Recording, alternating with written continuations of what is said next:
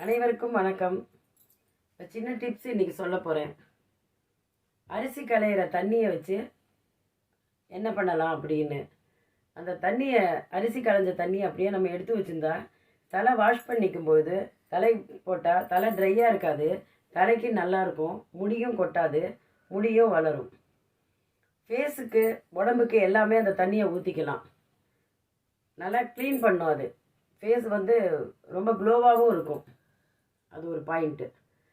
அதுக்கப்புறம் நம்ம இட்லிக்கு ஊற வைக்கிறோம் இல்லையோ அந்த அரிசியை 2 தடவை நல்லா கழுவிட்டு நல்ல தண்ணியில் ஊற வச்சுட்டானா திருப்பி களையும் போது அந்த இதை எடுத்து வச்சுட்டு அந்த தண்ணியை எடுத்து ஒரு பாட்டிலில் தனியாக எடுத்து வச்சிடணும். எடுத்து வச்சுட்டு அந்த தண்ணியை ஐஸ் க்யூப்பில் போட்டு ஃப்ரிட்ஜில் வச்சுட்டாக்க அது அப்படியே சின்ன சின்ன கட்டியாக அப்பப்போ எடுத்து நம்ம ஃபேஸ்க்கு இந்த மாதிரி நல்லா இந்த இடத்துல இப்படி அப்படியே பண்ணிட்டு வந்தோன்னா நல்லாயிருக்கும்.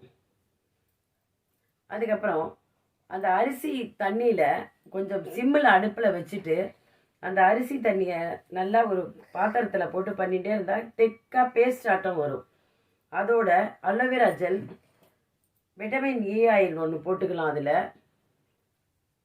போட்டுட்டு ரோஸ் வாட்டரையும் கூட கலந்து எல்லாத்தையுமே கலந்து ஒரு இதில் நம்ம வச்சுட்டா அதை நம்ம நல்லா அப்ளை பண்ணிவிட்டு ஒரு 10 நிமிஷம் இல்லை 15 நிமிஷம் வச்சுட்டு வாஷ் பண்ணாலும் பிரைட்டாக இருக்கும். நீங்கள் முயற்சி பண்ணி பாருங்கள், எனக்கு ஃபீட்பேக் சொல்லுங்கள். தேங்க்ஸ். வாழ்க வளமுடன்.